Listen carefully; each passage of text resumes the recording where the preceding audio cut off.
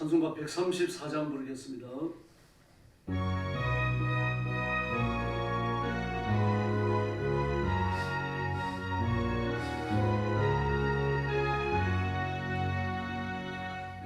어느 날 꿈속을 헤매며 어느 바닷가 떠일 때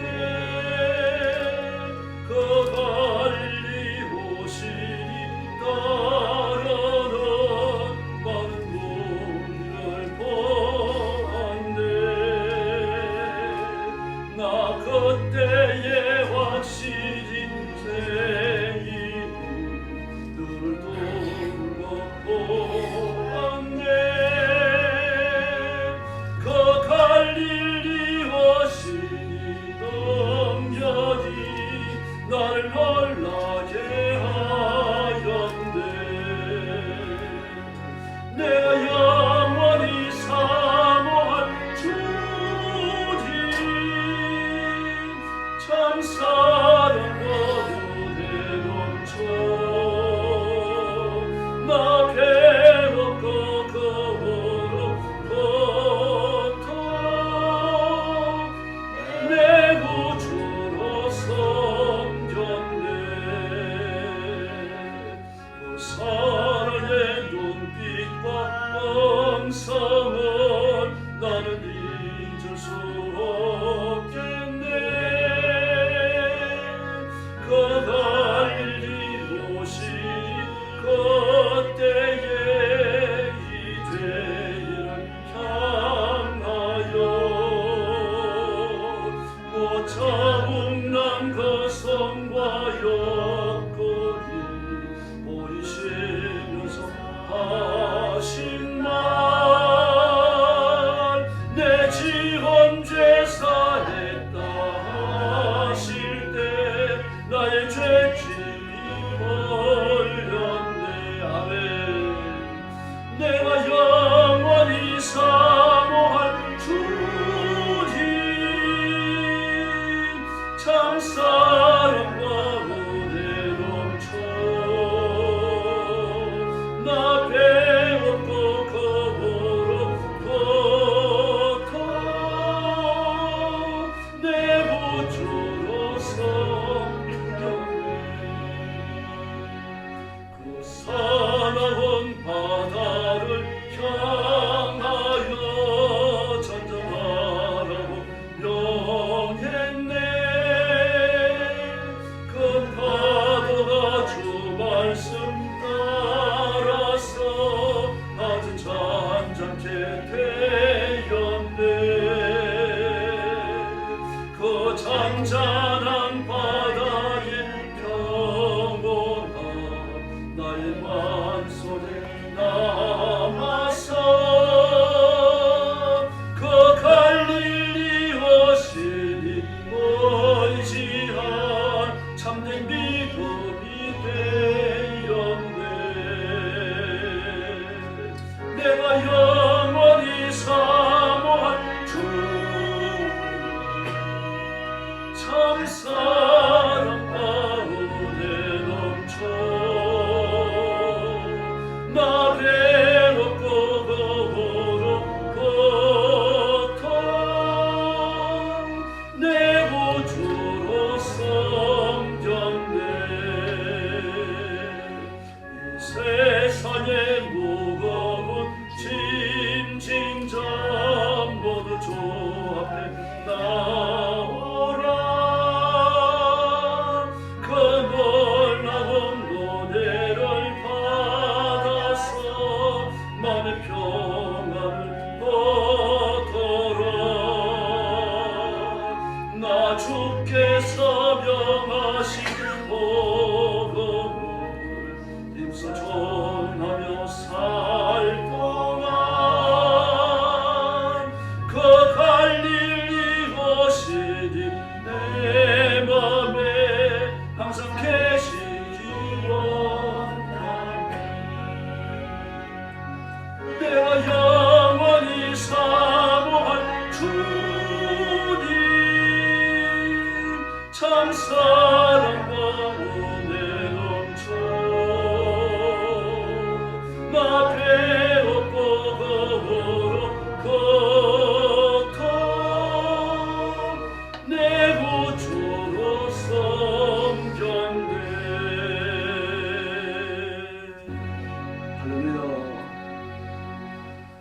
숙여서 신앙 고백하겠습니다.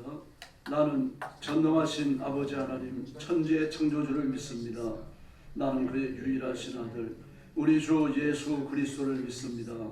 그는 성령으로 잉태되어 동정녀 마리아에게서 나시고 본디오 빌라도에게 고난을 받아 십자가에 못 박혀 죽으시고 장사된 지 사흘 만에 죽은 자 가운데서 다시 살아나셨으며 하늘에 오르시어 전능하신 아버지 하나님 우편에 앉아 계시다가 거기로부터 살아있는 자와 죽은 자를 심판하러 오십니다. 나는 성령을 믿으며 거룩한 공교회와 성도의 교제와 죄를 용서받는 것과 몸의 부활과 영생을 믿습니다. 아멘. 사랑의 아버지 감사합니다. 오늘 아침도 이런 시간 저희들을 주 앞으로 불러주시고 엎드려 여호와 하나님께 경배와 찬양을 바치며 삼위일체 하나님을 예배하며 하나님 앞에 엎드리게 해주셨으니 감사합니다. 저와 머리 숙인 성도들을 기억하시고 오늘 아침도 주님의 품에 품어주시기 원합니다. 악한 자가 만지지 못하게 보호하여 주시고 하늘 문을 여시고 하늘의 권능을 허락해 주시옵소서. 오늘도 땅끝까지 이르러 복음 전하는 선교사님들과 주의 종들과 성도들을 기억하시고 말씀을 전하며 영혼을 건지는 선교의 현장마다 하나님이 진정한 구원자이시며 창조자이시며 통치자이심을 증거케 하여 주시고 기적을 허락하여 주시옵소서. 오늘 아침도 말씀을 나누며 은혜를 나눌 때에 하나님께서 큰 복을 내려주시기를 원하옵고 예수님의 이름으로 간절히 기도 올리옵나이다. 아멘. 네, 하나님 말씀 봉독하겠습니다. 베드로 전서 2장입니다.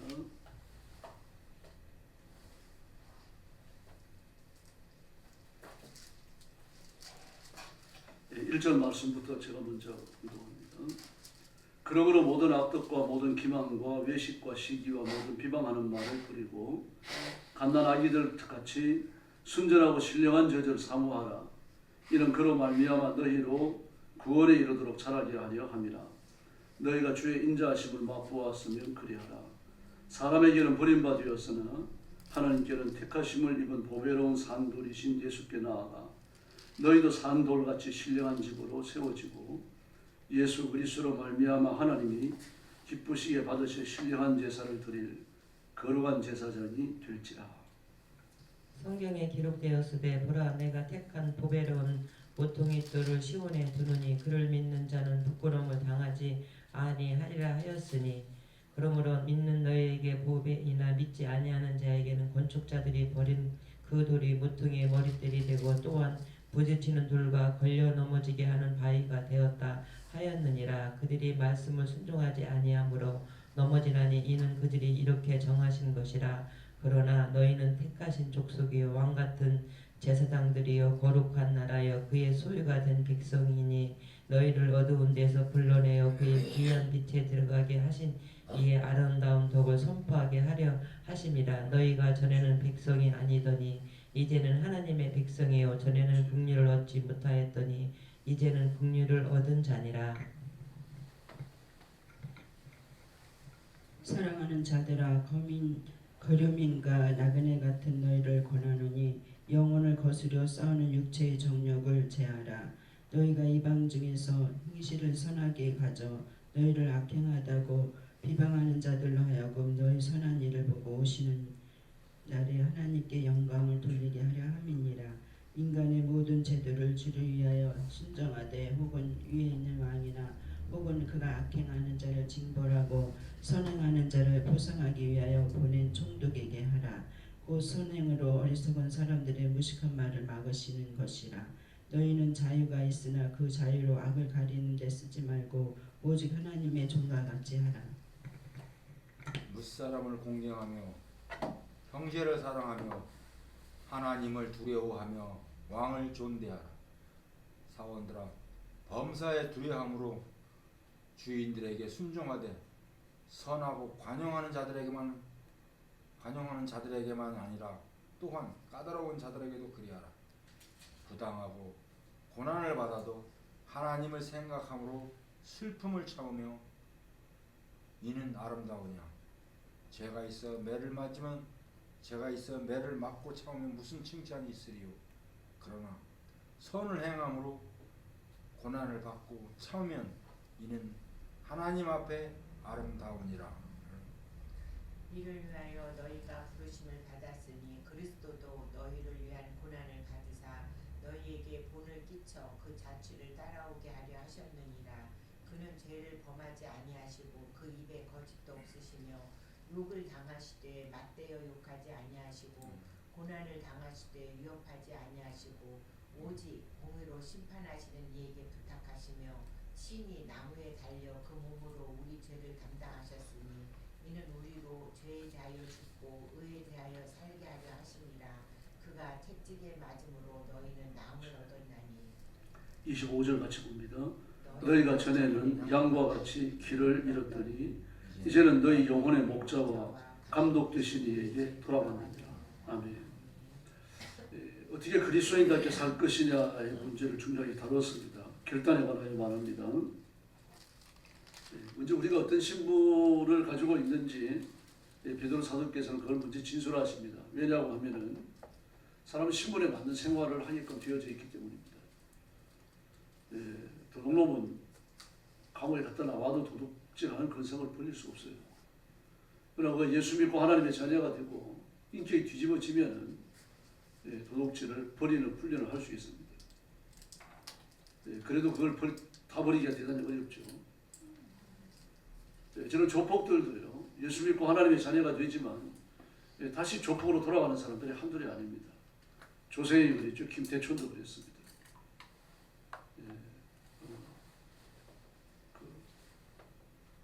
조세희는 도둑놈이었죠. 김태촌은 폭력배였고 조양은요 양은이 팔아 그래갖고요.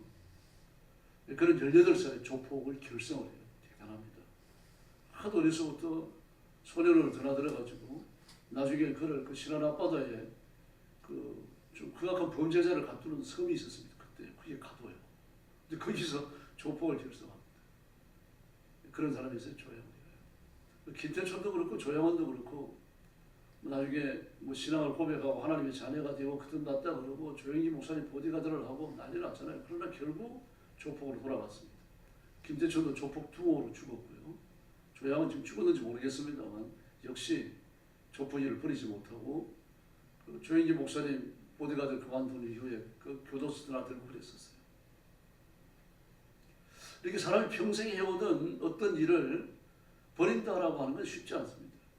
그리고 결심을 하면 할 수 있거든요. 바로 그 결심을 하도록 하시는 분이 누굽니까? 성령님이십니다. 그런 결심이 올 때, 또 우리에게 변화가 올 때, 내가 그 변화를 붙들어야 됩니다. 그 악한 영들에게 눌린 사람이 있죠. 귀신 들린 사람이요. 물론 이제 쭉 귀신 들린 사람도 있습니다. 24시간 귀신 들린 상태가 쭉 지속되지 않아요. 대부분 그렇습니다. 본정신이 돌아올 때 있어요. 그렇게 본정신이 돌아올 때 자신의 처지를 깨닫고 아주 이를 깨물면서 그 악한 영들 마귀와 더불어 싸우는 사람은 빨리 빠져나옵니다. 그런 의식이 점점 더 그 영적으로 깨어있는 의식이 점점 더 길어지다가 나중에 빠져나와요. 자기 힘으로 빠져나오는 사람들이 있습니다. 예배를 드리고 막 통성 기도를 하고 막 악한 영들 마귀를 쫓아내고 이제 대부분 그렇습니다만 본인이 저항해야 돼요. 다시 말해서 우리가 예수 믿고 하나님의 자녀가 되는 건 내 쪽에 노력이 아무 필요가 없습니다. 우리 영적으로 죽었기 때문에요. 그러나 예수 믿고 하나님의 자녀가 된 이후에 하나님 앞에 복종하고 복받는 과정은요 반드시 우리 쪽에 피눈물 나는 노력을 필요로 하는 겁니다. 욕도 보십시오. 그 무슨 곤욕을 겪는데 왜 곤욕을 겪는지 자신은 이해를 못해요. 그를 위로하러 왔던 친구들까지 욥의 반대편에 서갖고 욥을 막 그것까지 몰아붙이면서 말입니다. 그렇게 괴롭힐 수가 없습니다. 이런 고통을 겪는 사람이 세상에 얼마나 있겠어요. 차라리 뭐는 뭐 신앙을 반대하는 사람들이 붙들려가지고 총살을 당하고 고문을 당하다가 죽으면 그거는 뭐 이 희망과 용기를 가지고 저항할 수가 있죠. 이건 그것도 아니에요. 기도할 때 하나님이 은혜를 주시느냐? 하나님도 치고가십니다. 그 세속에서 참 병이 들고 사람들의 공격을 받더라도 내가 기도할 때 하나님이 응답하시고 가슴이 뜨거워지면 그 견뎌낼 수 있어요. 못 견딜 거 없습니다. 근데 하나님도 치고 가십니다. 세상 어디에서도 위로받을 데가 없는 거죠. 그런데 그 의식 하나는 분명히 살아있습니다. 하나님은 내 편이시다. 내가 죽은 다음에 육신을 벗어났을 때 하나님은 반드시 나를 위로해 주시고 내가 왜 이 길을 걸어가야 할지 그때는 설명해 주실 것이다. 그 신랑 같은 사람 그거 하나 붙들어요. 그 붙들고 이겨내잖아요. 그렇다고 제가 죄를 안 지은 것 아닙니다. 죄를 지었죠. 그래서 하나님께서 그 욥기 40장 이후에 보면은 욥에게 나타나셔서 하시는 말씀이 뭡니까? 그 헛된 말로서 논리도 맞지 않는 헛된 말로서 이치를 어둡게 하는 자가 누구냐? 너는 장보와 같이 허리를 두느니라. 내가 땅에 기초를 세울 때 너 어디 있었느냐? 하늘을 펼칠 때 너는 어디 있었느냐? 내가 삼성을 달아낼 때 너는 어디 있었느냐? 네가 하마를 아느냐? 그 꼬리는 백형목 같으니 입에서 불이 나오느니 네가 그걸 이길 수 있겠느냐? 네가 악을 낚시를 낚아 올릴 수 있겠느냐? 막 하나님이 전능하신 거 하나님의 크심에 대해서 쭉 진술합니다. 그래 네가 아무 죄도 없이 고력을 당할 이유 없이 고력을 당한다 치자. 그러다 치자. 그러면은 네가 그런 일을 당하는 것을 허락한 내가 그럴 만한 이유가 있지 않느냐? 그 이유를 네가 알아야 되느냐? 뭐 이 질문 하시는 겁니다. 하나님께서요. 그때 욥이 깨져버려요. 그렇다 하나님이 정말 크신 분이다. 하나님 앞에서는 달이라도 태양이라도 명랑치 못하고 달이라도 깨끗이 못한데 하물며 구더기 같은 인간이죠. 이 말씀을 다시 떠올렸을 거예요. 그러면서 넘어집니다. 엎어져가지고 그 뜨겁게 회개했겠죠. 그리고 나니까 막 밀물같이 하나님의 은혜가 임합니다.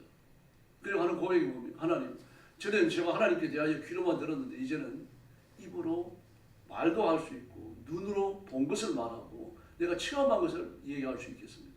신앙이 완전히 업그레이드 되어버리면 차원이 달라져버려요. 고난을 통과하면서 신랑 같은 희망 하나 붙들었는데 하나님은 그런 큰 은혜를 주신 줄 믿습니다. 우리가 그런 큰 곤욕을 겪지 않지만 이 세상을 살면서 여러 가지 많은 고난을 겪지 않습니까? 그래서 우리에게 일어난 변화, 우리가 받는 축복, 내가 붙들어야 할 것을 이 베드로전서 2장에서는 그렇게 이야기하고 있는 겁니다. 첫 번째가 뭡니까? 신령한 자를 사모하랍니다. 신령한 자. 예, 다시 말해서 예수님 굳게 붙들라는 이야기예요. 다른 데는 의미가 없기 때문입니다. 예수님만의 소망인 줄로 믿습니다. 근데 나는 그러한 마음을 가졌어요. 나는 그러한 의지를 가지고 깨끗한 생각을 가졌는데 이게 사람들에게 오해받을 수 있는 겁니다. 오해를 받더라도 우리는 믿음에 굳게 서야 할 줄로 믿습니다. 구차하게 자기 처지 변명할 거 없습니다. 변명할 때가 되어지면 하나님께서 그런 길을 열어주시는 거예요. 위기가 오면 위기는 이겨나가야 되는 겁니다. 1960년대 에티오피아의 아베베 아시죠? 맨발의 아베베 그래야 영화까지 만들어졌잖아요. 막 그 학생들 막 그 단체로 가지고 영화도 보고 그랬는데 그때 영화 볼 때 영화 보는 값이 뭐 10원이 안 됐을 겁니다. 그렇게 10원이 넘었나요? 어쨌든 뭐 그렇게 단체 관람하고 막 그랬던 영화인데 그 마라톤 주자인데 운동할 살 돈이 없습니다. 그래 맨발로 연습을 하다가 올림픽에도 맨발로 나왔어요. 1960년대. 그 맨발로 뛰어가지고 금메달 따잖아요. 막 전 세계가 열광을 했습니다. 그래서 4년 후에 동경 올림픽에 운동화 신고 나옵니다. 그 세계적으로 유수한 운동화 회사에서 그 맨발로 뛰어가지고 하는 걸 보고 운동화를 지속적으로 공급을 해줬어요. 운동화 신고 나와가지고 또 금메달을 땁니다. 그런데 두 번씩이나 금메달을 따고 나니까 그때 에티오피아 국왕이 아베베에게 뭘 줍니까? 자동차를 선물을 해요. 근데 그 자동차를 타고 나니 교통사고가 나가지고 말이죠. 장인이 됩니다. 다리를 못 써요. 온전히 못 씁니다. 그런데 4년 후에 동경 올림픽에 또 나갑니다. 장애인 올림픽에 나가요. 나가가지고 장애인 올림픽 마라톤에서요 또 금메달을 땁니다. 대단한 사람입니다. 그리고 나서 그런 자신의 신앙을 고백해요. 신앙을 고백하면서 그 기독교인이라는 것이 알려지고요. 뭐 미국으로 영국으로 막 간증하러 다니고 그랬습니다. 이런 말을 했습니다. 성경 66권이 다 귀하다. 구구절절히 버릴 게 아무것도 없는데 특별히 나에게 힘을 주는 구절이 있다. 그러면서 이사야 49장 15절을 이야기했어요. 여인이 어찌 그 젖먹는 자식을 잊겠으며 자기 태에서 난 아들을 긍휼히 여기지 않겠느냐. 그들은 혹시 잊을지라도 나는 너를 잊지 아니할 것이라. 할렐루야. 그 신앙을 고백한 그 글을 읽으면 굉장히 감동이 됩니다. 내가 그 맨발로 뛰어가지고 금메달을 땄고 운동화를 신고 뛰어가지고 금메달을 땄고 나라에서 준 자동차를 선물 받았는데 나 하늘 날아갈 것 같았다. 나같이 행복한 사람이 어디 있느냐. 나같이 공부 안 해받은 사람이 어디 있느냐. 그 순간 나는 교통사고를 당했고 인생의 나락에 떨어졌다. 그래도 나는 힘을 얻었는데 바로 이 말씀입니다. 이 하나님께서 부모는 품에 있는 자식을 잊을지라도 나를 잊지 않는다고 말씀하셨는데 하나님이 나를 잊지 않았는데도 불구하고 내게 사고를 허락하셨다고 하면 하나님의 뜻이 있다. 나는 고난을 이겨낼 것이다. 뭐 그러면서 그런 장애인 올림픽이나 또다시 금메달을 따요. 우리가 인생을 살다 보면 혹독한 일들을 만날 수 있습니다. 오늘 이 말씀을 기억하시기 바랍니다. 순수한 그게 뭡니까? 하나님의 말씀입니다. 딴 거 아닙니다. 하나님의 말씀이 살아있는 말씀이죠. 죽은 말씀이 아니잖아요. 살아있는 말씀인데 바로 그 말씀이 예수님을 지향하고 하나님의 입에서 나왔고 예수님의 입에서 나왔고요. 성령의 감동으로 기록되어졌고요. 이 말씀은 오늘 똑같은 능력을 드러낼 줄로 믿습니다. 이 말씀대로 살아가야 하는 이유는요. 오늘 본문에 보니까 우리가 누굽니까? 예수님처럼 됐다라고 말해요. 예수님처럼 됐다. 예수님은 하나님께 선택을 받아 귀한 돌인데 여러분도 우리도 5절에서요. 살아있는 돌과 같이 되었다. 예수님과 같이 됐다는 말입니다. 예수님처럼 영적인 사람이 되고 하나님의 자녀가 되어졌고 하나님의 영생하는 생명을 얻었고 예수님의 부활의 생명을 얻어가지고 우리가 예수님 닮은 자가 되어졌다는 얘기입니다. 다음에 두 번째는 우리를 뭐라고 적어야 합니까? 신령한 집을 짓는 재료다 그렇게 말합니다. 신령한 집을 짓는 데 쓰임받기 위해 갖고 우리가 예수님처럼 됐다는 얘기예요. 저와 여러분이 하나님 집을 짓는 벽돌 한 장이라는 말입니다. 그러면 우리가 어떤 존재인지를 알아야 됩니다. 하나님이 집을 짓는데 썩은 벽돌이 되면 되겠습니까? 우리는 구원받았고 죽으면 천국밖에 갈 데가 없는 줄로 믿습니다. 근데 우리가 얼룩덜룩하고 한쪽은 썩어 있고 막 이런 상태가 되어 있으면 되겠습니까? 하나님은 집을 짓는데 나도 하나님의 집에 걸맞는 재료가 되어야 할 줄로 믿습니다. 그래서 말씀을 붙들어야 됩니다. 또 세 번째는 뭐라고 말합니까? 거룩한 제사장이라고 말했어요. 5절 말씀, 5절 끝에서. 하나님 앞에 그 제사 드리는 거룩한 제사장, 우리를 보고요. 거룩한 제사장이다. 그렇게 말했습니다. 이런 신분을 가졌기 때문에 신령한 저절 그리워하라 그렇게 말하는 겁니다. 신령한 저절 붙들어라 그렇게 말씀하십니다. 그러면서 9절 말씀에 보니까 이 말씀을 또 확대시킵니다. 여러분 택함을 받은 민족이요 왕의 제사장들이요 거룩한 국민이요 하나님의 소유가 됐다라고 말했습니다. 우리가 이 복을 이미 받은 줄로 믿습니다. 근데 왕 같은 제사장이라고 그랬죠. 근데 헬라어를 번역하면 왕의 제사장이라고 되어 있습니다. 왕의 제사장. 왕이 누굽니까? 예수님이잖아요. 예수님이 우리를 제사장으로 부리는 분이라는 이야기입니다. 예수님이 우리를 부리는 분이에요. 그러면 우리는 제사장으로 내 멋대로 일하는 게 아니라 예수님에 맞게끔 일할 수밖에 없습니다. 그렇게 운명 지어져 있는 거죠. 그러면서 11절 이하의 말씀을 보니까 버려야 할 것을 말씀하고 계십니다. 육적인 정욕을 버려라. 두 번째는 행실을 바르지 않아. 이건 우리가 순종해야 되는 거. 세 번째는 뭐라고 말씀하십니까? 12절 말씀에서요. 세운 모든 제도에 순종하라. 이 제도는 세속의 제도를 말합니다. 나라 법을 잘 지키라는 얘기입니다. 그러나 나라 법이라고 하더라도 하나님의 말씀과 부딪힐 경우에는 우리는 말씀을 붙들어야 할 줄로 믿습니다. 그 과정에서 감옥에 갇히면 갇혀야 되고 죽으면 생명을 내놔야 되는 겁니다. 그러나 그런 걸 요구하지 않는다면 제도에 순종해야 돼요. 지금 국가가 기독교를 핍박할 준비를 단단히 갖추고 있습니다. 기도하면서 봐야 됩니다.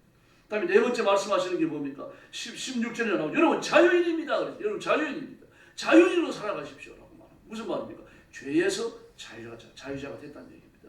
그럼 다시는 죄의 명령, 마귀의 명령 앞에 복종하지 말라는 얘기입니다. 그럼 우리는 누구로 삽니까? 자유인이지만 죄에서 자유했지만 16절 하반절에 보니까 하나님의 종이다 그렇게 말합니다. 하나님께 매인자가 됐다는 얘기입니다. 그러므로 마귀의 말을 듣고 마귀의 음성을 받아들이고 마귀에 복종하지 말고 하나님께 복종해야 할 줄로 믿습니다. 세속의 정치와 권력, 물질, 건강 그 어떤 것이 명령을 하더라도요. 우리는 하나님께만 복종해야 할 줄로 믿습니다.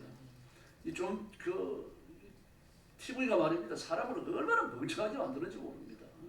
어느 채널에 틀면 두 가지밖에 없어요. 먹방하고 트로트입니다. 속아 넘어가시면 안 됩니다. 막 음식이 명령하는 대로 살아가는 사람이 되면 안 되죠. 트로트가 명령하는 대로 살아가는 사람이 되면 안 됩니다. 우리 입에서는 찬송이 끊이지 않아야 하고 우리는 먹방이 아니라 예수 그리스도를 중심으로 살아야 할 줄로 믿습니다. 그런 것에서 자유로워지고 하나님께 매인자가 되어야 되기 때문에요. 말씀은 다섯 번째요. 18절에 보면 우리 하인이라 그랬습니다. 하인. 하나님의 종이라는 이야기죠. 똑같은 말씀이에요. 다음 여섯 번째는 20절 말씀에 보니까 선을 행하다가 고난이 온다면 그걸 감당하라고 말씀을 하십니다. 얼마나 위대한. 로마 줄리어스 시저는 황제가 있었습니다. 그는 로마인들의 야성을 회복시킨다 그래가지고 기독교들 무섭게 핍박했습니다. 막 로마인들이 예수 믿고 하나님의 자녀가 되는 사람들의 숫자가 늘어나니까 말입니다. 그걸 그 하나님의 사랑, 용서, 자비 이런 교훈에 얽매여져 갖고 막 강한 용서가 되어지고 막 나라를 빼앗고 적을 썰뜨리는데 자녀가 된다고 생각해요. 막 사랑으로 충만해지니까. 그래서 로마인들에게 야성을 회복시킨다는 미명한 기독교를 무섭게 핍박을 했습니다. 그래서 갑자기 죽어버려요. 병원으로 들어갔고요. 근데 죽기 직전에 그렇게 말합니다. 기록이 나와 있는 건 나사렛 예수요. 온 나사렛 사람이요. 나는 지고 당신이 이겼습니다. 그렇게 말합니다. 그리고 예수님과 싸운 적이 없어요. 기독교를 핍박한 겁니다. 기독교인들을 핍박하고 교회를 불태우고 예수 믿는 사람을 감옥에 갇히고 죽였어요. 근데 그게 뭡니까? 예수님과 싸우는 겁니다. 딴 게 아닙니다. 교회를 핍박하고 성도들끼리 싸우는 게 뭡니까? 예수님께 대항하는 겁니다. 전통적으로 기독교를 핍박하는 사람은 김정은이 마찬가지입니다. 무슨 무슬림교, 불교인들이 마찬가지입니다. 예수님과 들부터 싸우는 거예요.